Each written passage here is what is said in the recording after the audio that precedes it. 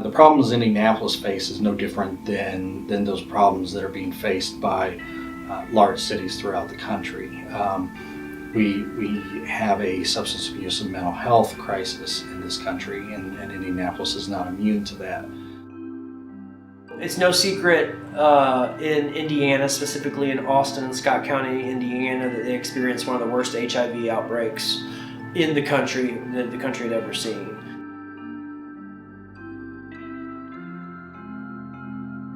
I think if you asked a lot of law enforcement about the approach, they would say that we can't arrest our way out of this problem. If you ask judges or the court system, they would give you a similar response. However, here we are still trying to arrest our way out of the problem. The problem is that we really don't have the system of care needed. People ultimately, when they're in crisis from substance use disorder, have to go to the emergency department or the county jail. There's just literally nowhere to take people a lot of times. We don't have a system set up to receive those people, so they usually end up in the criminal justice system out of necessity. What it has led to, besides the U.S. being the largest incarcerator in the world, is also, for example, the Marion County Jail is the largest mental health center in Marion County or the state, because so many people that are being arrested are dealing with mental illness issues. COVID exacerbated a lot of things that we already knew. By we, I mean the entire world is what I would classify it as. But here, specifically with Marion County, a lot of these issues have been brewing for a very long time.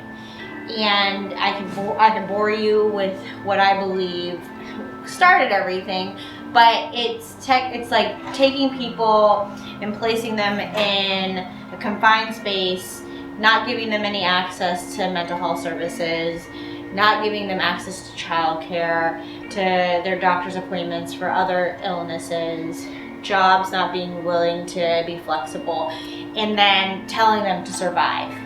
How do you do that?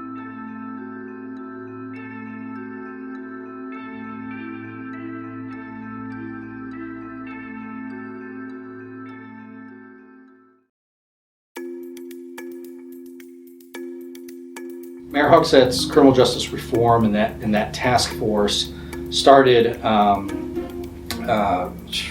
back in, it would have been around before 2016. The Office of Public Health and Safety was created in 2016 by this administration, and it oversees 4 critical areas: mental health, violence reduction, community-based violence reduction, reentry services, and homelessness and housing. Actually, I was fortunate enough to be part of that group that sat down and started talking about what would a new criminal justice system look like. The things we've been doing, are they working? What could we do differently? The solutions we have looked to in the past will no longer be adequate. It takes bold, inventive strategies. It takes a commitment to innovation, to tackle the challenges that we face, and to bring safety to all of our neighborhoods. The goal was really to focus on those most violent offenders, and then spend our resources differently for those individuals that were suffering from substance abuse and behavioral health issues, which is the overwhelming majority of the individuals that we see come through the criminal justice system. Depending on your definition, anywhere between 60 and 80% of the individuals that we serve in the criminal justice system are either have a substance abuse problem or mental health issues, or both. It's trying to break the cycle. So wherever you are in the cycle, whether that you served part-time for a very long time, you've never served time, it doesn't matter. We want to be able to help you from either going back to the criminal justice system or never being involved at all.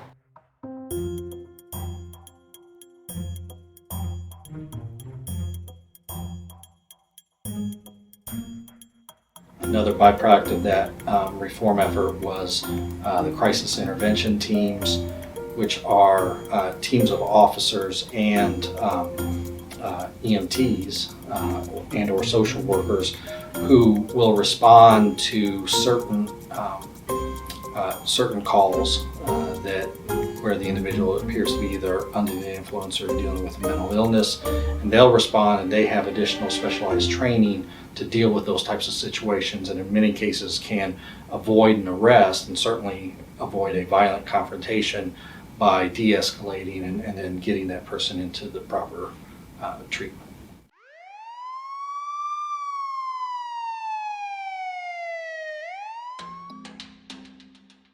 We had a gentleman that had called 911 in the crisis line several times.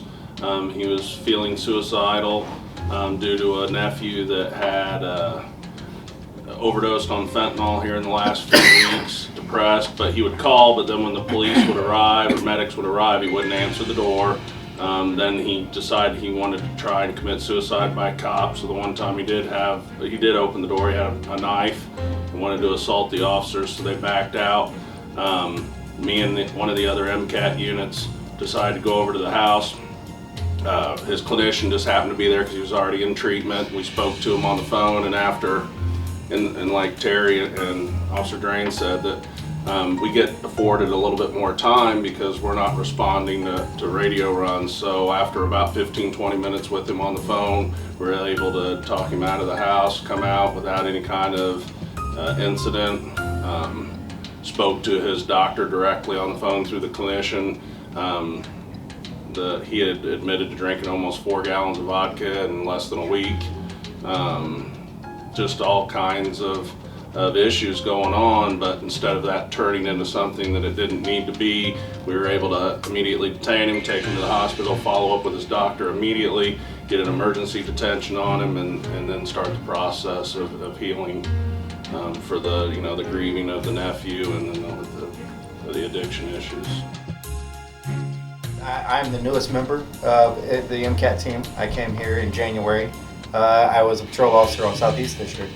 The big difference is that to be able to go from the street officer mindset to an MCAT we're there more to help the individual. It is to make sure that if they are in crisis, that they're able to get the help that they need, and not, as years ago, it was you'd arrest that person and then the jail was being the treatment that you're getting. But now, at least now with MCAT, we can bring them to the hospital first and get their help there through the hospital, and then do these follow-ups to make sure that they maintain to try to better themselves and a better quality of life.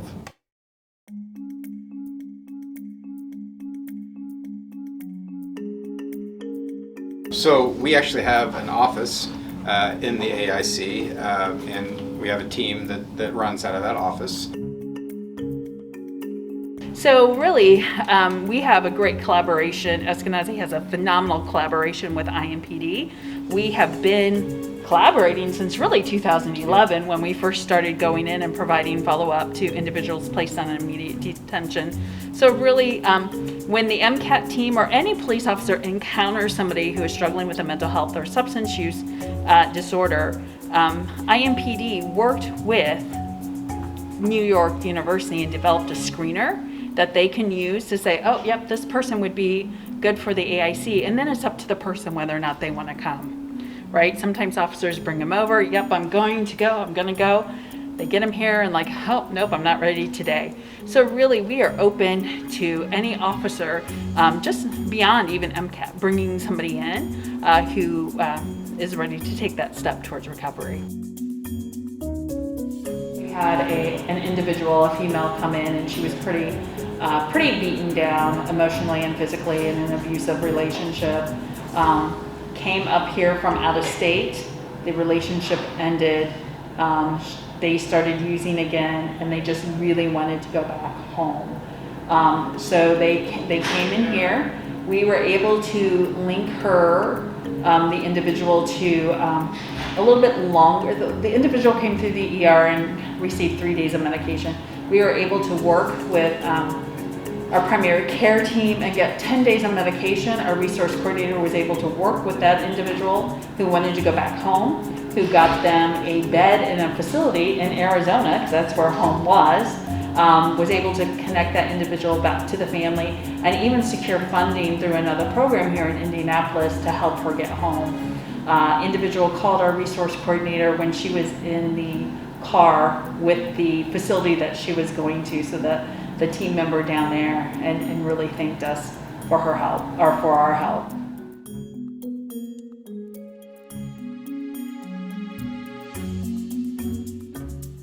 Allowing people to go to the AIC instead of going to jail, right? Getting to the root of the issue, so that way they don't have to go down the path through the criminal justice system, was critical in this overall justice reform program in Indianapolis.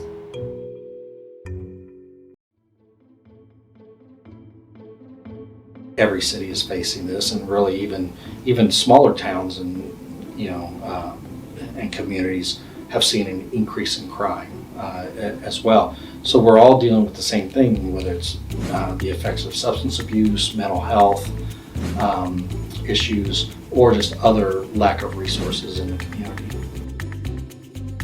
It's hard to get any specialty services in rural areas in Indiana, so it's not necessarily just about substance use disorder or mental health services. Anytime you get into very specific types of interventions, the further you get into rural Indiana, the harder it is going to be to access those things. Prior to 2015, we didn't have any kind of treatment services in Scott County. And then of course we live in, rural, so we have no public transportation, no recovery support services, so we really didn't have anything. So in 2015, we had the largest HIV outbreak in, I believe, United States history. I do not support needle exchange as anti-drug policy, but this is a public health emergency. And on the recommendation of the Centers for Disease Control, I am authorizing a focused, short-term, limited needle exchange program if local officials deem that to be necessary and appropriate. The governor, who then was Mike Pence, signed into law to make syringe service programs legal in the state of Indiana. And it really did slow down, it slowed the spread of our HIV. So within that first year in 2015, I believe we had 186 new cases. And then in that following year, there was like 17. And then that following year, maybe 10.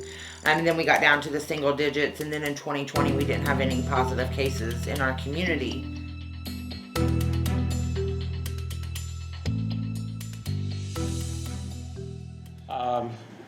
So I guess with that, I'm going to entertain a motion, or I'm actually going to make the motion. I'm going to make a motion to end the needle exchange. When you get an SSP up and going, it has to be your local governing body. So most counties go through their county commissioners. And the county commissioners voted to close it. Their remarks were, there's things that are not always real clear about this needle program. And the things that ain't clear are we cannot say that the needle program alone came in here and turned back the HIV.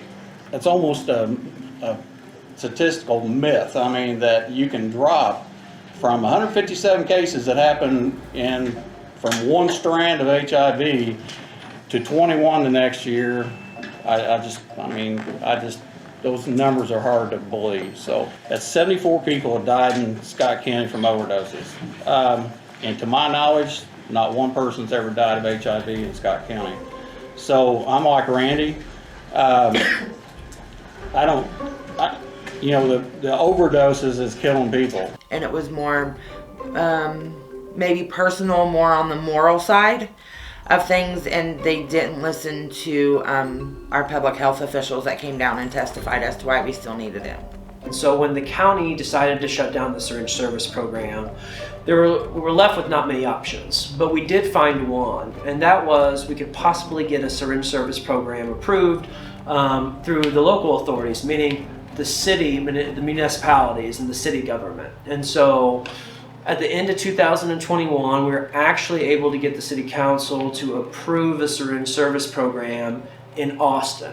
And so that wouldn't be for all of Scott County, it would be for Austin residents. The goal is to have Scottsburg pass a similar measure so that both Scottsburg and Austin, which are the two cities in Scott County, would both have syringe service programs available to the community members and essentially bypass what we view as a poor public health decision to close down the county syringe service program. I would like it to be the exact same way that it was ran when it was through the health departments. So all of those services be provided. We can offer testing, offer all of the harm reduction services that we can, but also offer the recovery support services when people want it or they need it when they make that decision. And that's another reason why I'm moving Thrive in next door to us. So if somebody comes to our doors and they say, I'm ready for treatment, then we can get them over straight across the hall and with a peer recovery coach to kind of help guide them in that journey. Thrive, we're a nonprofit, and it started out in 2018 with some people in the recovery community. They wanted to form a board. They formed a board. When COVID hit, the state of Indiana got all these funds for substance use disorders and mental health. And so that allowed Thrive to kind of expand and to actually hire peer coaches so that we could help our community and several other counties as well, because Thrive is an anchor hub. What that means is we're the main hub, and then we cover surrounding counties as well. And so then that's what allowed us to be able to start the recovery coaching piece of it and help with resources and one-on-one sessions. And we can set up weekly meetings with them. So be like that accountability partner, like go through recovery management plans, help them set goals. So what goals do they want to hit in their recovery? So just be that, all of us peer coaches that work for Thrive, we all have lived experience. Most of us have went through the criminal justice system, and it can be very scary if you have to navigate that by yourself. So that's kind of what we are here for.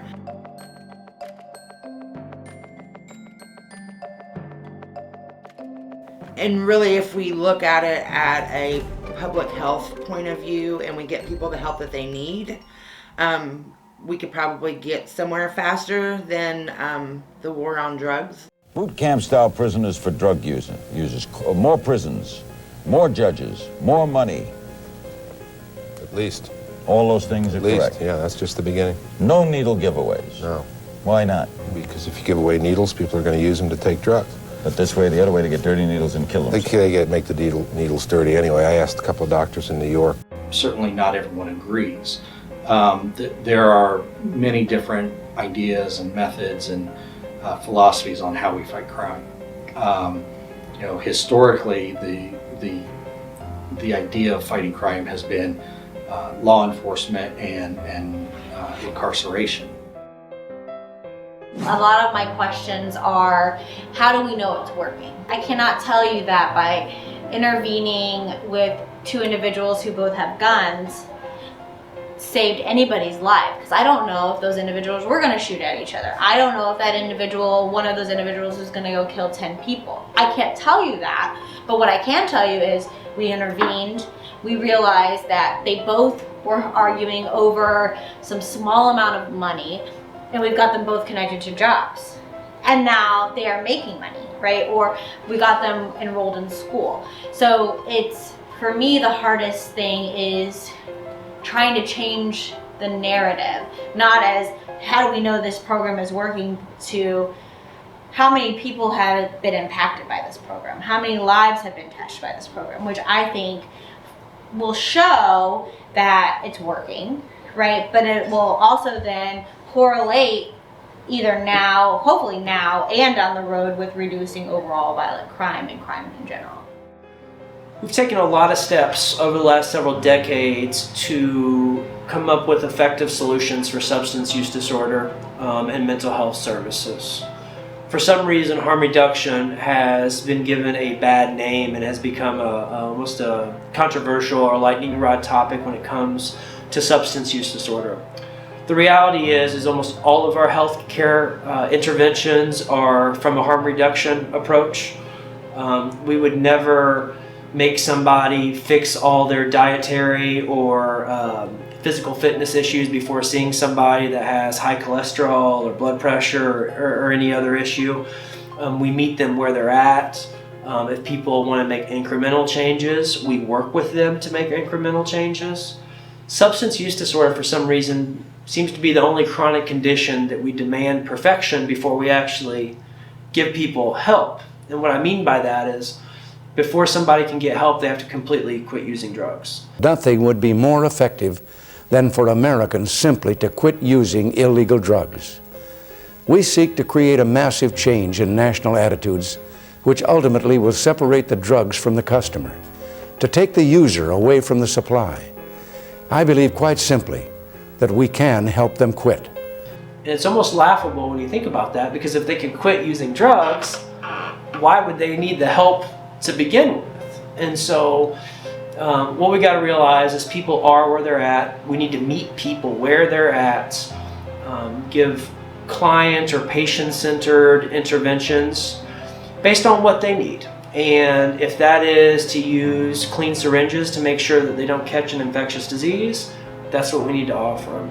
If it's medications to make sure that they don't overdose on the contaminated heroin and fentanyl in the community, that's what we need to give them.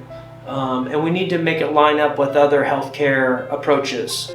State Senator Joseph Biden from Delaware presents the Democratic Party's response to the president's speech.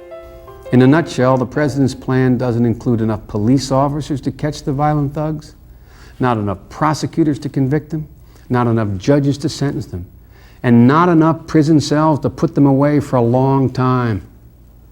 That's why right now, 6 out of every 10 criminals who are arrested on drug charges have their cases dropped. That's why we think the president should triple the commitment that he's made tonight for police, prosecutors, and judges for our cities and our states. When I was in the clerk's office, there was a judge that said something that stuck with me. He made the comment, jails for people we're afraid of, not people we're mad at. And historically, we kind of blurred those lines and we didn't really differentiate. And I think these reform efforts were a way of saying jail is truly for just those individuals that we're afraid of, and the people that we're mad at because they've made some poor choices as a result of substance abuse or mental illness. Let's get them into treatment, because that can truly solve the problem.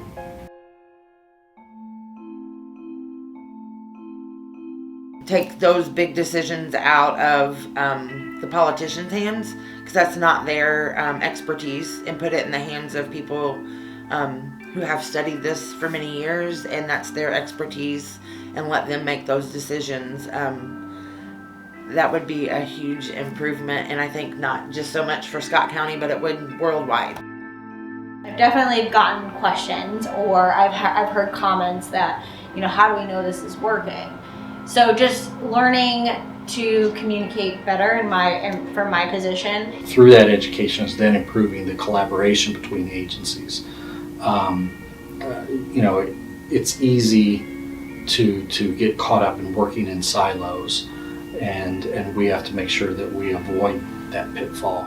One thing that I've learned in the last 6 years is a lot of the agencies don't communicate, and the elephant in the room is HIPAA, and I understand the need for HIPAA to protect people's rights, but at the same time sometimes it stifles the ability to get them help, because what we have found out is all these different organizations don't communicate. Now we communicate with all of them, but they don't necessarily communicate amongst one another. And so there's going to need to be some systems level responses to stuff, and there's been a lot of work in the Indiana legislature with providers in the last several years to really try to adjust some of our response and realize that there's a lot of people getting caught in the criminal justice system that are really sick people, not bad people. How do we get those people the help they need and make sure that our jails are reserved for folks that are actually a threat to society?